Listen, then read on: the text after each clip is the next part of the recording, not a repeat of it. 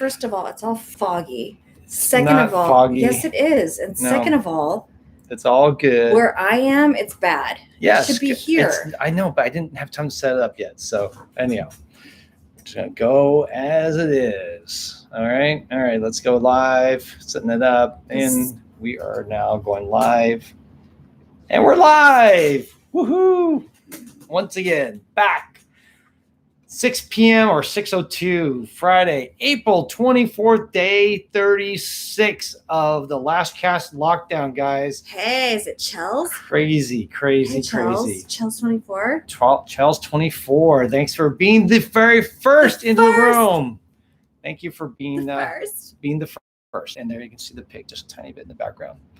Happy Friday, yeah. Friday. It's Friday. We have to remind ourselves because today you were like, I know it feels like Saturday. I think you said that yesterday too. It feels like Saturday. Every day feels like Saturday because we don't really. I mean, I have a set schedule. Tussanee's a little bit more loosey-goosey schedule, right? For sure, loosey-goosey. Yeah, just kind of going with the flow. Lash Virgo. Hey, babe. So we'll give a couple seconds here, and then we're going to get into a couple things today. Today, we really want to talk about some things I think a lot of people are probably wondering, like one is to open or not to open. And then the second question is to discount or not to discount. So we're going to share our 2 cents on this stuff. And then we'll get into, we'll always answer questions. If you guys have anything, you don't have a craft today, do you? Did you bring a craft? No. Okay, no craft. I didn't expect you to. Don't worry. No.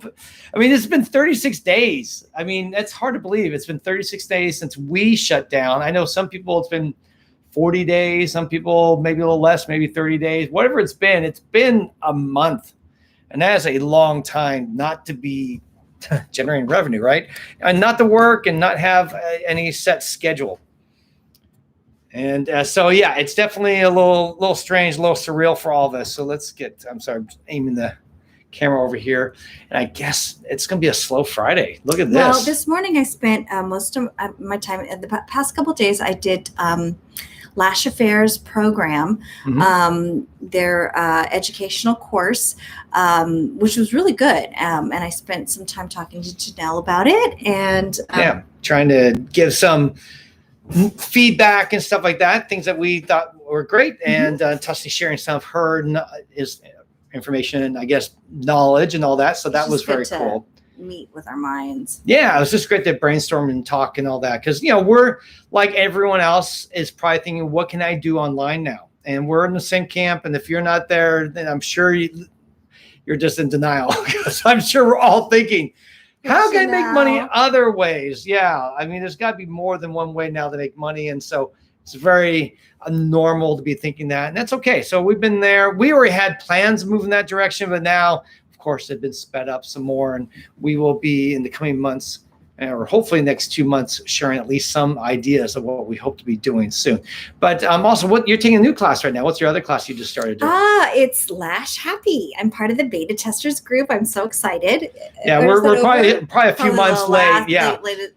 Anyway, Milena. She asked us months ago to take this, and because of our lack of focus, well, really, Tessa's working 10-hour days on the floor, so coming home and taking a class was not high on the priority list. But now you have time. So it's kind of cool. So more time than I ever imagined, right? Yeah, a lot more time. And what's cool is you have a lot of. It looks very involved course. Lots of information, lots of stuff. So we'll probably be talking about that. What I love about it is it's made for lash professionals, but it's specifically about ergonomics and how you can help keep your lash healthy and stay in the lash game. It's super important because I struggle in the same ways that Milena did during various times. Tess had surgery, in fact. Yeah, I had carpal tunnel surgery, had shoulder surgery. There's my little scars there. The shoulder wasn't from lashes, though. But it affected it. Yes, right? It did. Yes. So, but what's totally cool is to see this business. It's not specifically about lashes, but specifically to the lash stylist. So what's cool about it is that there's so many business opportunities for all of us around the platform of lashes. So it's really cool. Yeah. And I think once she's done with it, we'll definitely have her share what she thinks about it. And if it's something you guys should be looking into, I'm almost 100% sure it's going to be a big thumbs up. because we know Milana doesn't do anything half-ass. No. It's very, you can just tell she's put a lot of love and care and very thorough. Sweetheart. And lots of other people are contributing. It's just not just her opinion. She actually went and got some thought leaders who get some feedback and stuff. So definitely. So it's not somebody just pontificating about what they think the world should be. It's like, it's good stuff. So anyhow, so we'll be going to that. Let's get into the good news of the day, and then we'll talk about links. Then we're going to talk about to open or to not open. And then lastly, to discount or not to discount. And I have a movie recommendation for you too. Hopefully these two big questions, which I'm sure a lot of you are thinking about, we're going to give you at least a little feedback, a little guidance of how we're approaching it and our thoughts. And I just want to give a heads up. Because the season we're in, there is nothing that's like 100% like, this is how it is. This is the law. This is how everything should be done. Guys, no one has been on this path before. No one has done this before. And so for anyone to come out and just say, this is how it has to be done, I think it's a little full of themselves. So don't take anything I say as like law or something like that. Or if I come off sounding really strong. But you said. Yeah. I just don't want to be blamed for anything. 3 months from now, I would have been a champion if it weren't for you, Paul. No, I just think that right now we're in this together. We're all trying to figure it out. And I think also sharing the ideas and talking about it will hopefully help us all stimulate thoughts, ideas, and how we should, attack this and resolve it. And then try stuff and then share our responses or how it happened and get back, regroup, and try again. Because that's how you succeed. It's not that you get it right the first time, is that you just don't give up after like the 18 times things go wrong. Yes. And then you get back up, you do it again. And like on that 19th time, it's like, oh my gosh, that's how it's supposed to be done. So that's what we're going to be talking about that to say. But first, we'll talk about some quick good news. This one story, I thought this was kind of cool. I don't know if you guys have seen, but the air pollution all around the world has gone down drastically. In all the major cities, they say it's gone down as much as 60% during this COVID crisis. And if there's something you're looking to be happy about and thankful for, that's really good news. That's wonderful news. I mean, it's great to hear. The IQ Air is a global leader in air quality and solutions. They published this recently and shared this, that 10 major cities, they found 60% decrease in air pollution. So anyhow, this is good stuff for us.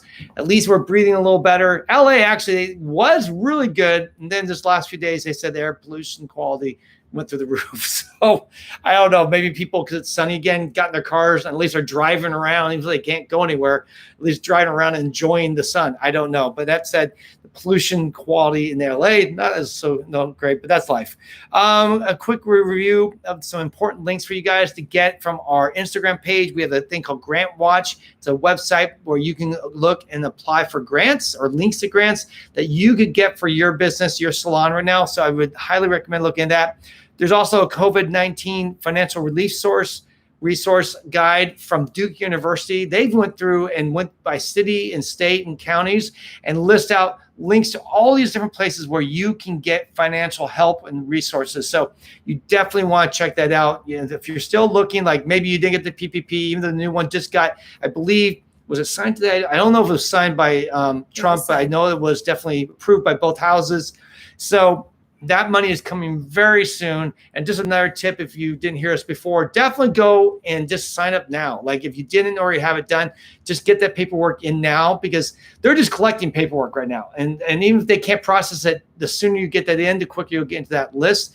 And the one place I've heard from at least a couple of people where it's a good place to go, the PayPal seem to be very friendly towards really small businesses, as opposed to big banks like B of A and Wells Fargo seem to be going with more, I guess you could say, bigger companies. So I would definitely look into that. And then lastly, Strategies has a COVID-19 resource link. It is literally pretty much anything and everything you know about resources for you and your business, your salon, everything from steps to reopening to links for pages where you can get information, anything you need. I've looked around a bunch of companies who've had link pages. The PBA, the Professional Beauty Association, has one.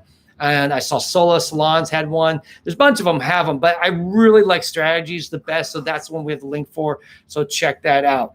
So let's get into to open or not to open. And I just have a few thoughts on this. This is not a big thing to ponder. Go for it. But I'll give you a few thoughts. First, the most important thing is it has to be allowed in your state, county, and your city, because there are many layers to this. Your state may say, can't do it. But your city, well, actually, the city can't then. But the state may say you can. Like, for instance, I know Texas came online later than the cities. Like, Dallas had closed down all business well before the state had come in and said you can't work anymore. So it just depends on your region. So you need to make sure that not only is your state saying it's okay, but you want to make sure your county and that your city also is approved for you to be working. You don't want to be breaking a law. You don't want to be doing, no, it's not really law, I should say, because I don't think they've actually passed laws on this, but you can get into certain trouble if you are doing this. And I think ethically speaking, it's a bad move for you to be opening your business when you've been told in the better thoughts for the whole, or better, what I'm trying to say, for the community, the right thing to do is to be closed. So with that said, you got to consider what is that. So that's the first thing. And if it's all say closed, then you don't have a choice. You right now should remain closed and continue to look at the other places to get financial help, like we said. Then the second one is to be basically making sure you're taking all the precautions that you can and that you've actually set up all the precautions, not just thought about it, like, oh yeah, it'd be good to have wipes. It'd be good to have masks. It'd be good to basically do all these things, have gloves and to have sheets they change and all this stuff. Yes, that'd be all good, but I haven't really taken the time to plan for it. So are you saying that we should be planning for that this week or before we go? Right now, what do you think? We went ahead and bought the hand wipe sanitizers, like the alcohol wipes that kill the virus. I was reading about what's really best for cleaning and killing the not Cavicide. But there's a bunch of them. Cavicide I think was all sold out. But I found a couple different options. As long as it's at a certain percent, I think it's 70% or 75% alcohol percentage. Alcohol kills the COVID virus. I was just reading about today. Good news: rubbing alcohol kills the virus. So it's something as simple as that. It doesn't have to be something more expensive like the Cavid. Sorry, all of a sudden my mind went blank. But can't find alcohol anywhere, rubbing alcohol, isopropyl alcohol. I've been haunting our local CVS, when shipments come in, when are you going to get any in? And it has been dismal since this whole thing started. So I finally found some isopropyl alcohol through an electronics parts website, which actually came in just a couple of days. They sell it. It's a 70% mix with ionized water, which is fine. But I think 70% is kind of the breaking point that they want. If you get 70% higher, this virus will be destroyed by the alcohol, at least from current today on April 24th. Of course, these things change every day. Tomorrow, no, has to be 75 or 90% alcohol. But for today, right now, at least what I've read, 70% is adequate to killing the virus. So if you can get the wipes, and I've ordered actually the wipes twice now because I just went online, bought some wipes that were alcohol, 70% alcohol. Then I went today and bought some more because I want to have a back stock of this so that when we get going, I don't have to be worrying about, and we may do a lot of wiping also. I just don't know how many we're going to be using in the beginning. So, and the important thing is after you wipe, you got to let it sit for a while and let it dry out on its own, and that's how the virus is killed versus you wiping it and then take a towel and wiping it. You can't do that. So anyhow, you have to think about all these things. We have masks. I actually realized we need to order some masks. Hopefully there's masks available, like not the COVID, not the 95s, but just regular like medical type masks where, the old school ones that everyone sees. So those masks are cheaper and usually more readily available. And I don't feel we're taking them away from medical professionals. So we're looking into that. Also wanting to make sure that we have our air purifier. We have a Rowenta air purifier. If you listened to us before, we've talked about this. It's really a great product. It's like $200-$300, and it takes 99% of all the things that are in the air out. Viruses. Because it has a HEPA filter. You want to make sure that you get one that actually has a filter instead of ionizing the particles. But not just HEPA, it has even this other filter for what it's called. It has 7 filters on it, and it really cleans the air exceptionally well. And it will help you too if you struggle with getting reactions to the glue where you get a runny nose. This will actually help take out all those fumes from the glue too. Those of our staff who were sensitive or had occupational rhinitis, which is the cold symptoms, the filter in the room completely cut down on the symptoms of that. So it's a really good investment. It's a great investment. So ordering that now, looking into alternative payment systems. Maybe you want to use Zelle or PayPal. I know some people are saying Venmo. Problem with Venmo is that Venmo doesn't take any fees. I don't think Zelle does either, but at least it's a legal way to transfer money between banks that's been set up. Venmo is not meant to be paying for services. And basically, at least I know last year at one point, Venmo was beginning to crack down on companies that were people that were using Venmo to pay for services and back charging you for credit card fees. So but I would look at the Zelle, looking into PayPal, you can set that up and try to get if you have a machine that can do where they just put the card next to it and then it automatically reads it as opposed to you having to touch it or slip it into a slot or something like that. Trying to eliminate as much as you can all possibilities of touching anything. Obviously, you're going to be doing their lashes, going to be touching their face in that sense or around their head, but you can still limit everything as much as possible so you're not transferring potential virus to other people. And the credit card machine is one of those places. Or if you have to and you can't set it up, at least wipe it down afterwards with alcohol. Just make sure that you're not passing on any potential contaminants. Other things, making sure that you have, towels and sheets ready to remove and clean between every client. Make sure, maybe you want to do changing gowns. Maybe you want to definitely remove the magazines or anything that they can touch and cross-contaminate between clients. So if they basically are in the waiting room, first off, that's the other thing too. I've been seeing a lot of salons saying this, that they're going to do this. Not having anyone in your waiting room. Just close the waiting room. It is not allowed for anyone to come in. They have to sit in their car until they're ready to have their service done. And then you text them and say, I'm ready for you. And then they can come up. Because again, you don't want is multiple people in your salon breathing on each other because we find out this thing's very contagious. So the best way to avoid that is just put the person out, tell them, hey, when you get here, I will text you, give you a heads up that, hey, in 2 or 3 minutes, we're going to be ready for you, depending on how far they have to walk, and just let them know that. So that's another thing you can do. Just have that set up and let them know ahead of time that you're going to do that. So that means writing emails, saying text, and all that. Trying to figure this all out. Make sure you have solutions to wipe with and all that place. And then let's see what else.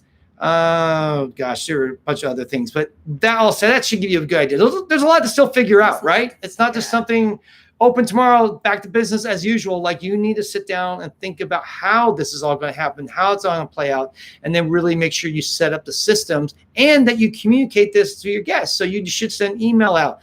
Then I'd follow up when you start booking them, having a text that explains exactly the whole process. I know for us, our text is going to explain that when they arrive at our salon, we're going to have a little area outside our door where they are going to have a hand sanitizer. There'll be a mask, and then we're going to have these little footies that they're going to put on their shoes, and then they can come into the salon and be serviced. And we are going to tell them, please come only on time. Do not come early. A lot of times clients in the past would come in early, read magazines, have a coffee. Magazines.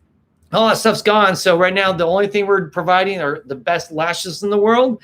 And that's it. We're not going to be providing all these other little things that they sometimes got used to. So we're going to say, please just come on time. And we're going to stagger the appointments far enough between so that we don't have to worry about overlapping. I was overhearing you when you were listening to the strategies talk, and they were interviewing, was it Van Council? They weren't interviewing him, but they referred to him. Yeah, he's a well-known many chains of hair salons, and the rules that they're requiring for their clients for hair is that they come already shampooed. There will be no drying. There will be no washing.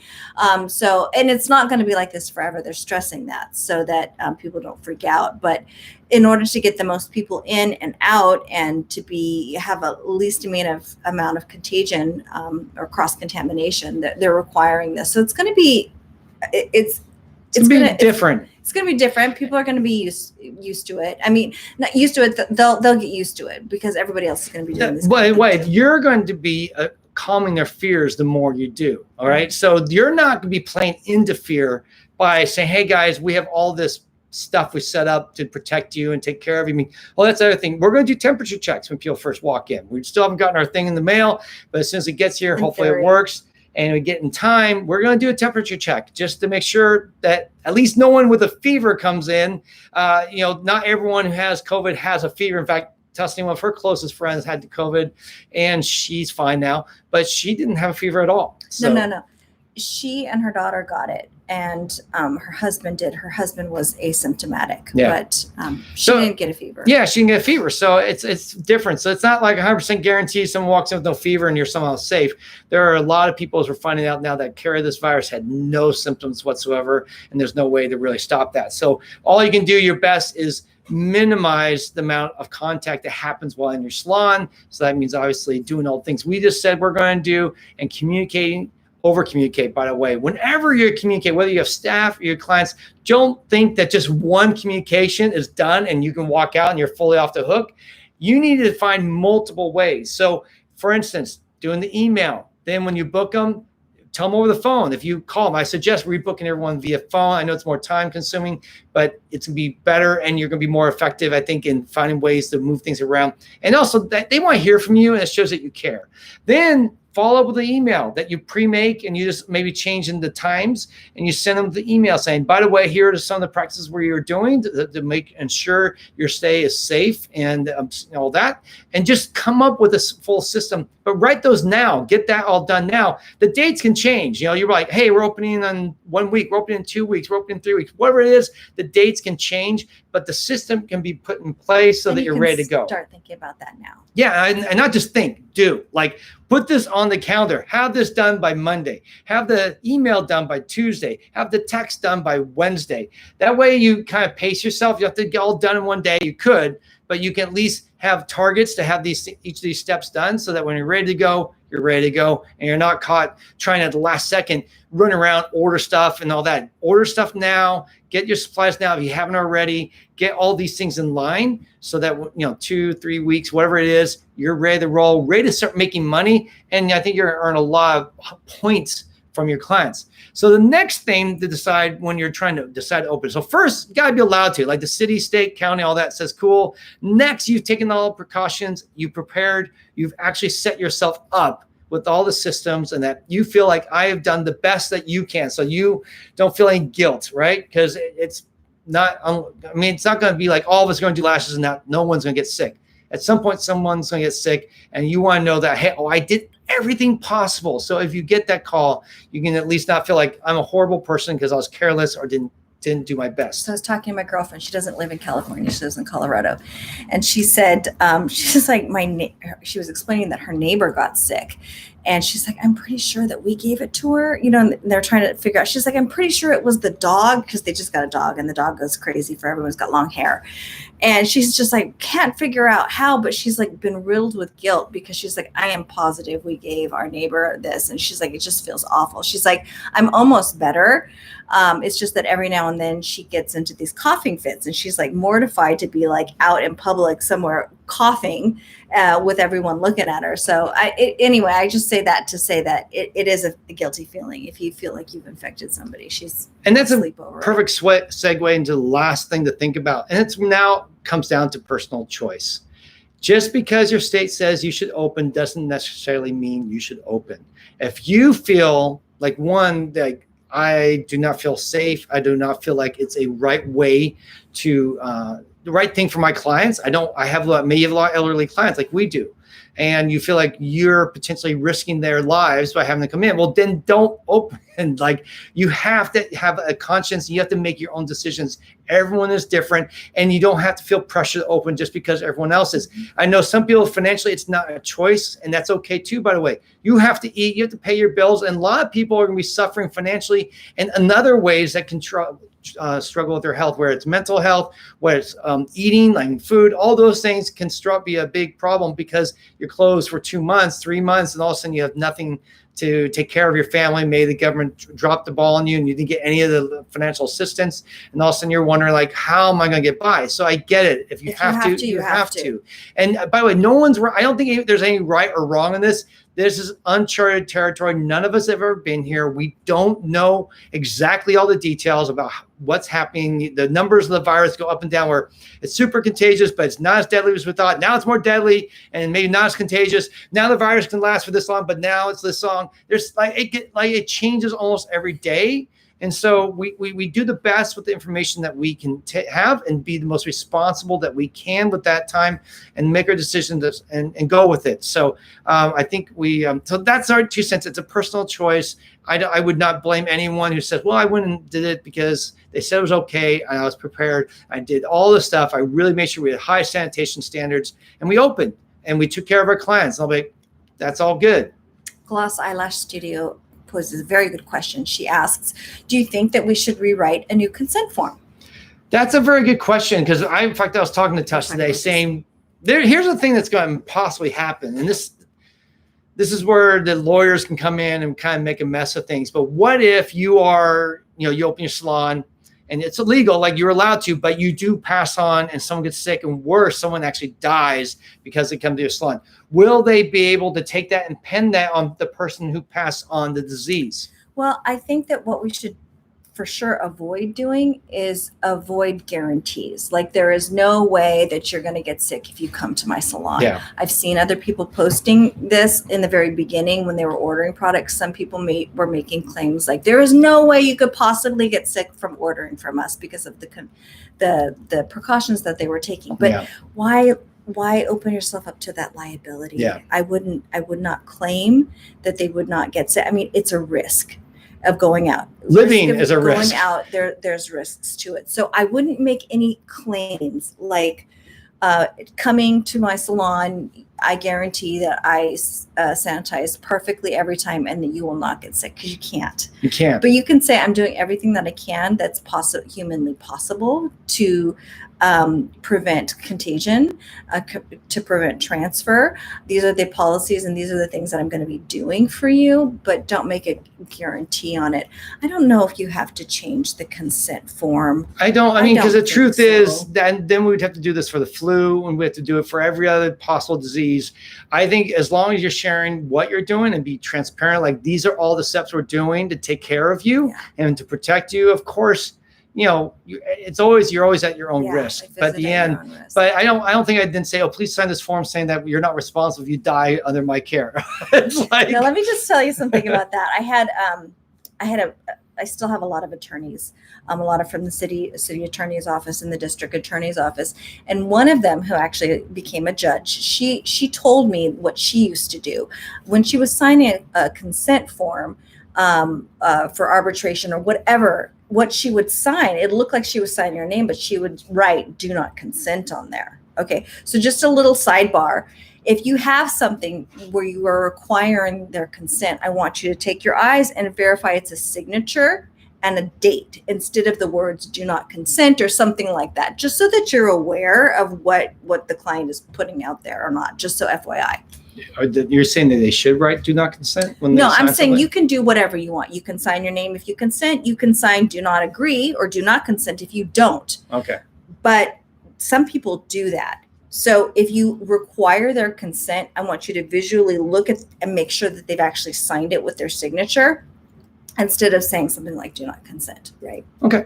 Just FYI. So back to, just in the end, I don't think we would not advise having a form saying that. One, that you're just creating more work, and I think fear. Scaring people too. Yeah. You're going to create a little fear. What's like, wait, point? I mean, I don't think there's much legal standing. Can we be held liable? I mean, what for passing on diseases that we can't see? And only if you say you cannot get sick. Yeah, if you guarantee it, then you're really in trouble. Kind of like with advertising, we can't guarantee that a cosmetic or treatment is going to change anything. We have to use language like it benefits, it causes affects the appearance of. Yeah. It doesn't say change. Because if you do say this will grow your hair, you're going to be in trouble from you can be in trouble from government bodies or for making false claims that are not scientific or can be proven. So just don't make any claims like this is the cleanest salon ever, unless I think you just say, look, we are doing these steps to clean the salon. That's it. And just put down your email, put down your text. By the way, that's going to stand up for you. So if there were any question, I think they say, well, look, all the things we did. We literally went over the moon to make sure that our salon was safe. We didn't have careless practices. We actually were very purposeful and we went through all these things. And I think if someone still gets sick, I imagine there are going to be people that are going to try to test this and they're going to try to sue companies for not treating. I mean, I actually heard about it. They're going to have a hard, it's going to be hard to prove that they got it from you. Yeah. I mean, we've seen some stories of workers were complaining and saying they're not going to come in because of unsafe work practices. That's a different thing. And as an owner, if you have staff, it is your responsibility to make sure you give them all the protection and all the tools they need. If you can't do that, then you should not open. You should just say, guys, I'm sorry, I'm lagging. I'm behind the 8 ball. I got to get more stuff. I'm buying that stuff. It's not here yet. Until we have everything in place, meaning like face masks and maybe gloves for your staff and having all the other things that you think, from the hand sanitizers to stuff for the counters to everything in place, you should probably wait and say, I'm sorry, guys, as much as we want to open, we can't. All right. The next thing we're going to talk about is to discount or not discount. And I'm going to come down pretty strong on this one because I just feel like there's a lot of fear right now. When we're in fear, we tend to devalue ourselves. We tend to say, well, I'm scared, so everyone else must be scared, so I must be worthless. So don't pay me anything for my services. And I just don't think that is going to be the way you want to go with this. Your clients have been gone from 4, 6, 8 weeks possibly by the time they get back in, maybe longer. Maybe some hadn't been in for a couple of weeks before you close. So really, when this is all said and done, it could have been 10 weeks since their last reservation. And they haven't been spending their money on anything. They've been staying home, working, maybe hopefully still working in some way. And so they understand they're going to come back and get a new set. They're not in their minds thinking, well, this better be cheap or I'm out the door. I'm going somewhere else, guys, because I'm going for the cheap lashes now. That is not the way people are thinking. They're thinking, wow, it's been 8 weeks. My lashes look like crap. I need a new set. I understand it costs more. It's going to take 2-3 hours to get that new set. Why would they all of a sudden be like, but you better give them to me cheap? That's not what they're thinking. They're not thinking that. No, they're not. We are, but they're not thinking that. So. We're scared they're not ever coming back. We're scared that the economy is crap. We're scared that everyone is afraid. And by the way, that is more likely. Some clients are just not going to come back because they're scared to come back. They want to wait until things are a little bit more clean or more safe. And there are people who've lost their jobs. And know what? No matter what discount you give them, they have a job, guys. They're probably not going to spend the money, even if you say the lashes are half off. And by the way, if you do half off, at that point, how are you going to pay your bills with half off? If anything, some of you maybe put off paying your rent for a month or two, and all of a sudden now you get clients in half off. You're not going to have the funds to be able to pay this month's rent or anything from the past because you discounted. And discounting is not necessarily the best way to go. It might be better to keep your prices at home, have 10 clients at full price than have, 13 clients at discount. You could be working like a dog. You could be working like a dog. You made so much progress to get your skills and your prices up to speed. I would resist lowering the prices. Yeah, I heard this once. We heard this. Can I just say, shout out to Lash Nerd, who has done all this homework and gotten all her masks and table covers and everything. So Lash Nerd's got her wipes and done everything. So she's already ready for the opening. So that's awesome. That's good to hear. And, here's the thing. It's like if they came, lashes make everybody look more beautiful. And haven't we heard our clients say, I'll give up everything. I'll give up my nails. I'll give up eating food. I'll just eat ramen and beans and rice before I give up my lashes. It's like we all know that the lashes have power and people like to feel pretty. So when they have that money, the business will return again. I mean, we built our salon. We're probably one of the few people around in our industry who built a salon in the middle of the Great Recession. We opened in 2006, and within 2 years, the Great Recession hit, and we got through it. In fact, we grew during the Great Recession, and we hired our first staff in 2009. 1 year after the Great Recession, we hired our first team member. So it's not like this downturn is going to be the end of our industry. It may feel like it. We've never... I bet you 98% of our industry doesn't even know what it feels like to be in a recession while building a lash business, because most people came in this industry in the last 2-3 years. I think, the Bella Lash said, I forget, it's like 40, 50, 60% of the people are 2 years or less in our industry. So it makes sense that you're going to project things that way you think it would be, what most likely makes sense. And while, yes, I do believe there will be a downturn, I don't think we're going to see skyrocketing growth during this time. but we won't see it completely disappear overnight too. One thing I heard once during Serious Business, I don't remember who said this, but he said, get your mind out of your client's wallet. Ooh. Get your mind out of your client's wallet, because that's what we do all the time. I tell our staff this, not all the time, but I would tell them once in a while, especially when we're talking about sales, because a lot of people would start saying, well, my client can barely afford lashes. How do you think she's going to afford to buy product? So I get it. It is difficult, but you're thinking from your perspective, Not how much from money theirs. not from theirs. Even if they are on a budget and they come and see you, it's like you give them options, because a lot of times they might have budgeted for that and saved, even though they can't or shouldn't be used. In our mind, shouldn't be using our services. They budgeted and made that a priority. So anyway, when we're afraid because of what we think that they can or can't afford, we take that choice away from them. So I think it's important to not give them all the information and not judge a book by its cover or think that we are in control of their wallet or know what's best for them. We should just give them the information and let them choose. Let them choose. And by the way, when you call them, don't call and say, hey, I'm calling from Integrity Lash. This is Paul. How are you doing? Oh, great. I was just checking to see, you didn't want to book in that appointment, did you? I mean, don't lead them off like that. No. We actually see that. I would see that happen at our front desk, where we would kind of not lead. We would be so passive and so apologetic and so unsure of ourselves that we would just give them a free out. Even if they were on the ball, like, well, maybe, they took that like a sign, like, wow, Paul was kind of half asking me, and that seems like a good reason to say no. So I'm out. And that's not the way we want to do things. No. Don't touch that. Sorry. And so, touch was about accept an invitation into our room, and we would have been interviewing someone. We're not doing that right now. So you just want to be confident. You want to say, hey, this is Paul from Integrity Lash. Excited to hear from you. Guess what? We're open on this day, and I want to get you in. I have a couple of dates for you to choose from. Hopefully one of these works for you. Boom, that's it. Keep it simple, keep it straight. Or if you need to chit chat for a second and check in how they're doing, that sounds fine. Have the connection, make that personal connection. That's great, especially if you're a single operator. You get to do that a little bit more. If you're a big salon, you're going to be plowing through a lot more numbers, so probably won't have the same luxury. But I just think that really being confident and sure yourself is the key. And leading them in the conversation. They're waiting for you to lead them. It's like, remember when we were in high school or junior high, and like some boy would call you and would just be like, that'd be me. No, this was like way before text. Maybe things have changed now. I don't know. Life has changed a lot since I was back then. Back in the olden days, yes, somebody would call back in the you 90s, and they wouldn't be able to lead the conversation. They'd just be like, hi.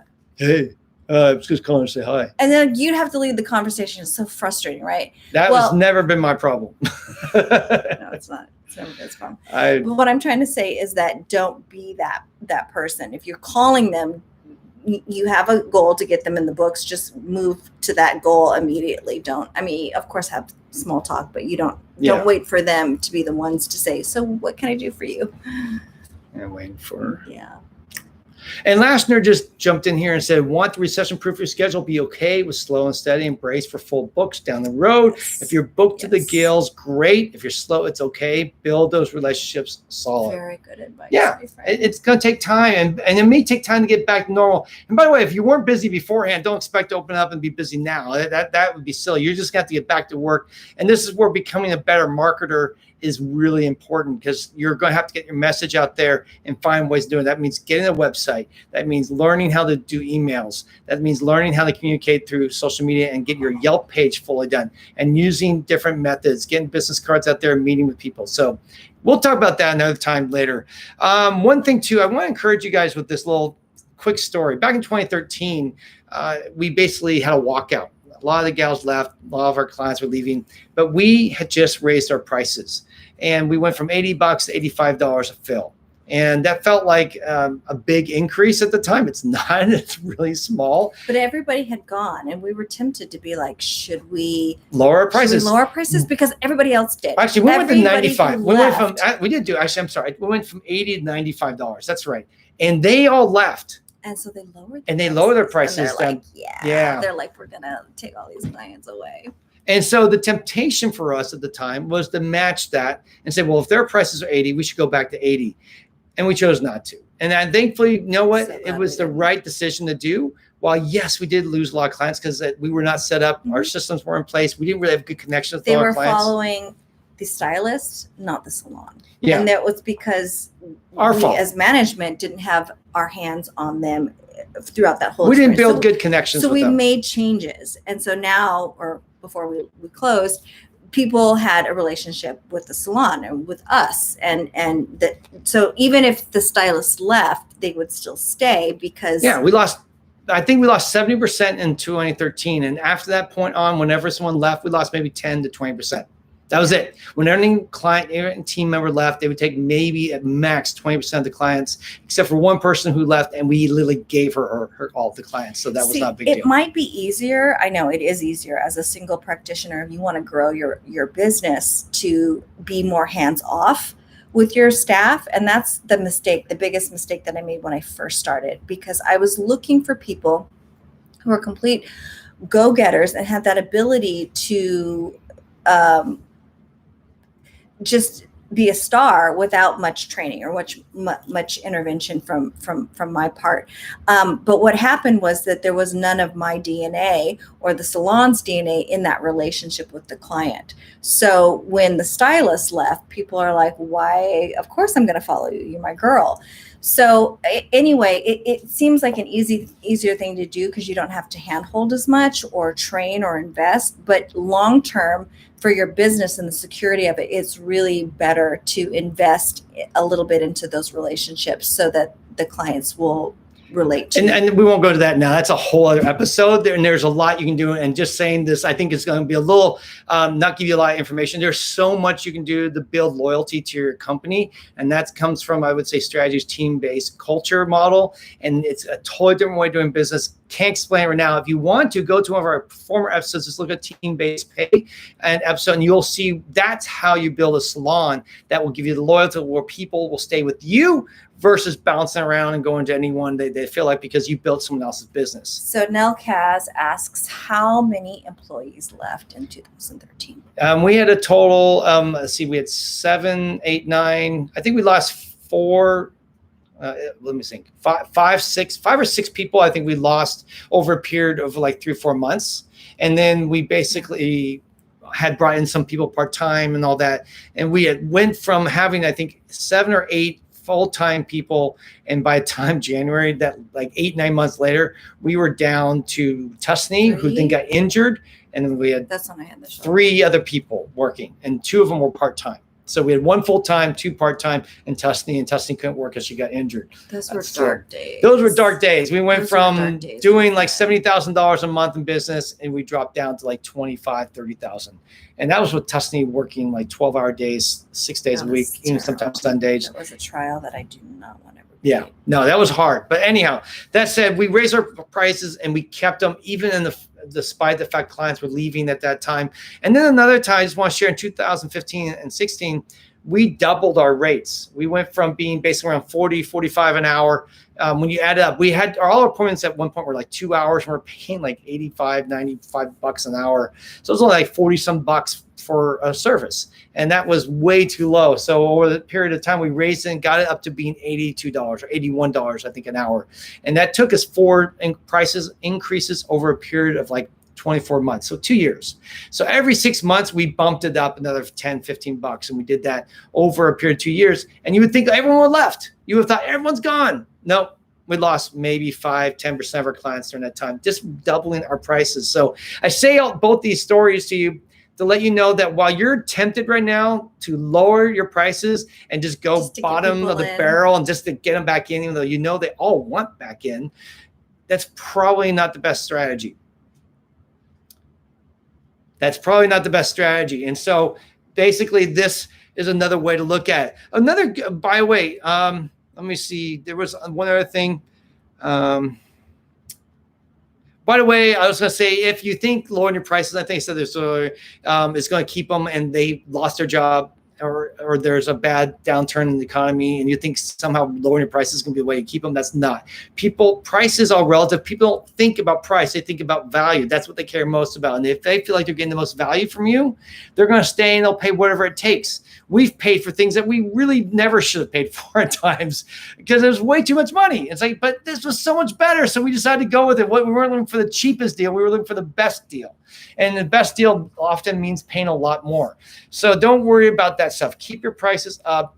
And by the way, I would do this. I would start booking your appointments and calling people when you're ready. Like when hey, I can open in 2 weeks. So that next week you say, okay, in 2 weeks it opens. So I'll call them 1 week out and we'll start booking the appointments. And if you're calling them and say, hey, I'd like to book an appointment, you start seeing over and over and over clients like, no. Okay, that's a sign that something's wrong. Okay. And it could be a few things. And I would also ask them why then. Don't just say, hey, I'm here to book. I'd like to get you in this week. Does this or this work? And they're like, no, thank you. I'm not going to book right now. Don't just go, oh, okay, and hang up. Ask them why. It's okay. I know it feels awkward, but there's the pig making her monster noises. It's okay to ask why. We always ask why. This is how you learn about things that you can grow through. And yes, some clients most of the time, almost no one's going to tell you because it's money. Usually the euphemism for money is, I need to take a break. That's the euphemism for money. If they say those things, though, they're trying to preserve the relationship with you so that they can come back sometimes. If they're if they're having the conversation and they're talking with you politely, it still means that they want to. It's possible that they don't want to hurt your feelings. They still want to come back. Yeah, maybe their husband lost their job. Maybe they lost their job. Maybe they right now are just too scared to go out. I think clients will probably say that. I do think some clients will say, well, right now I just don't feel as exactly safe. My husband won't let me go out. Yeah, I had clients telling us towards the end, like my husband doesn't want me going out. So that makes sense. There will be some people will be open about it. But if you see an overwhelming amount of clients and they won't say why, or if everyone says, well, I just need to take a break, you might also need to start considering other things. Like maybe it's not the price anymore. Maybe you weren't that amazing after all. Like you didn't blow them away so much that they're going to come back and be loyal. They're just like, well, when push comes to shove, I can go somewhere else. For example, if you call them, this was a practice that we did for people who had new sets. We tried to call them within 24 hours and see how they're doing. If they didn't want to book again, usually that's an indication that we didn't wow them. We missed the mark somehow.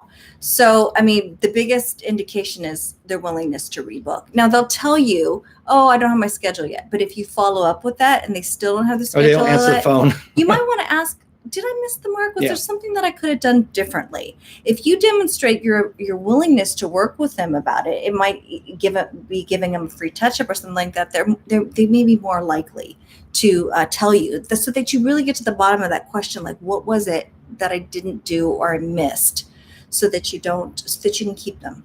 Yeah, you just got to be honest with yourself and say, if they're not wanting to book again, maybe my service wasn't all that amazing. Maybe my customer service wasn't that amazing. Or maybe the booking process, something along the chain broke down and they didn't feel like they needed to book with you. And that needs to be where you need to be really honest with yourself. Say, you know what? Maybe there's something wrong with me, as a pig now is now licking and attacking me. And so it's really important for you to have those conversations, because that's how you're going to learn. That's how she's digging on my back. She wants so bad to be part of this podcast today. So I think you guys just need to be able to have those talks. Now, one bit of good news I heard today that was actually encouraging, that was really kind of neat to hear. And this was from a salon, because as you know, Georgia, I think it was today, went ahead and said, you can start doing lashes and hair and all that today. I think it was today it started. If not, it's the next day or so. And while I think a lot of people are like, I'm not ready for that, that's a little soon, I know there are a lot of people who are totally excited just to be able to make money. You're going to literally have the pig snort into the microphone. Okay. So there's one salon, they said that already they are so overwhelmed with calls. Now there's a hair salon, overwhelmed with calls and requests to get hair. They're actually hiring 2 stylists. Ooh, good for them. So this could be the preview. Oops, we had a little time limit there. Whoops, sorry. We dropped out there for a second.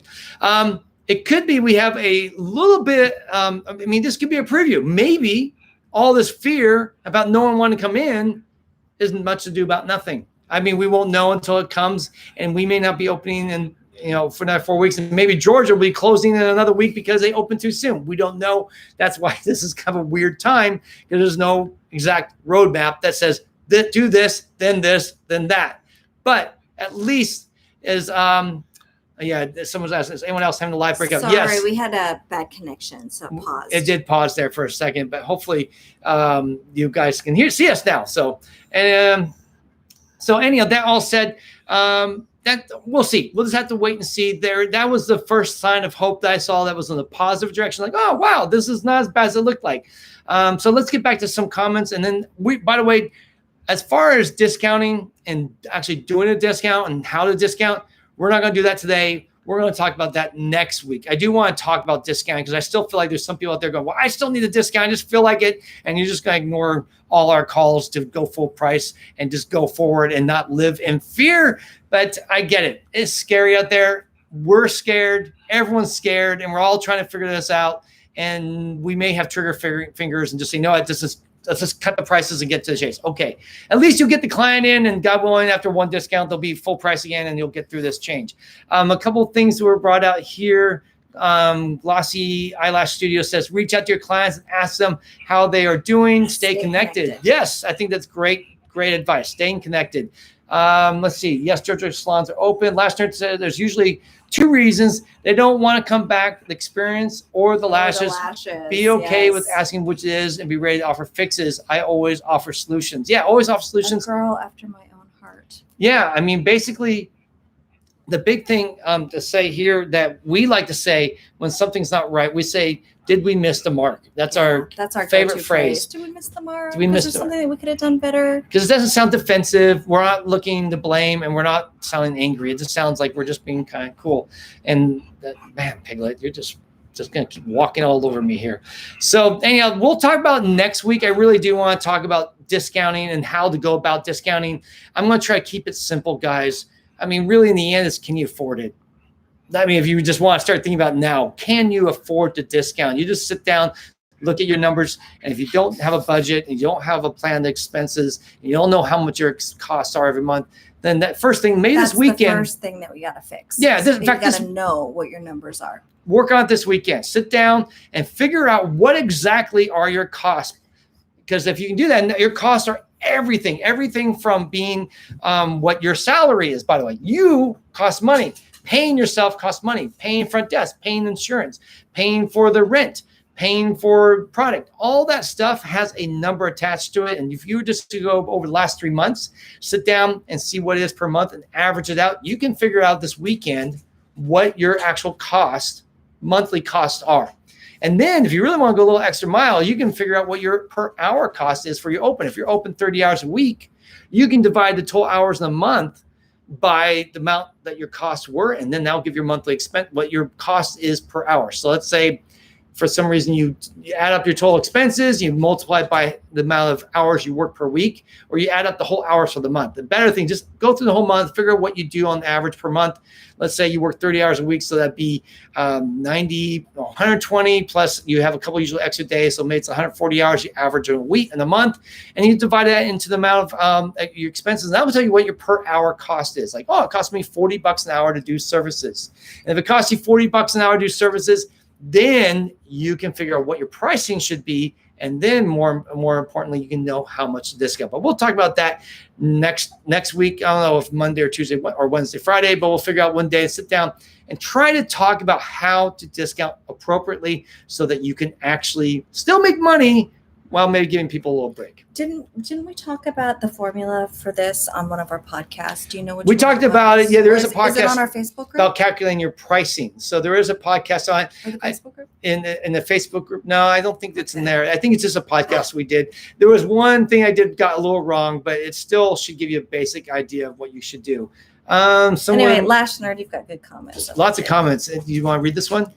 IMO discounts. What's that? IMO discounts. In my opinion. Oh, in my opinion. Okay, that's what the. Yeah. All right. In my opinion, train your clients to expect them. Regular discounts. Don't train them. No, she's not saying positive. Yeah. In my opinion, discounts. Train your clients to expect them. Right. Regular price trains them to expect full price, and a gift or a goodie is a bonus. Right? Yeah. Always. I mean, we've said this before. We'll probably talk about this next week. Add value. That's the way you go. Add value versus discounting. And when you add value, it means you give away freebies along with the full price, as opposed to discounting the thing you have. So if that means giving away a little a little maybe neck massage or facial or something like that. Those type of things you can do with really little cost at a time and go that route. And I think we're going to have to wrap up because our pig has decided that we need to go and pet her. I think she's decided this is the time for petting. So we'll finish up with one last movie review or movie recommendation, no review, and that is Monty Python and the Holy Grail. I just figured I'd give you guys a silly movie that's goofy, fun, and just an absurd, crazy movie made way back in the 70s when probably none of you were alive. But I promise you, it's one of the most beloved comedies. People still today quote it. It's been around.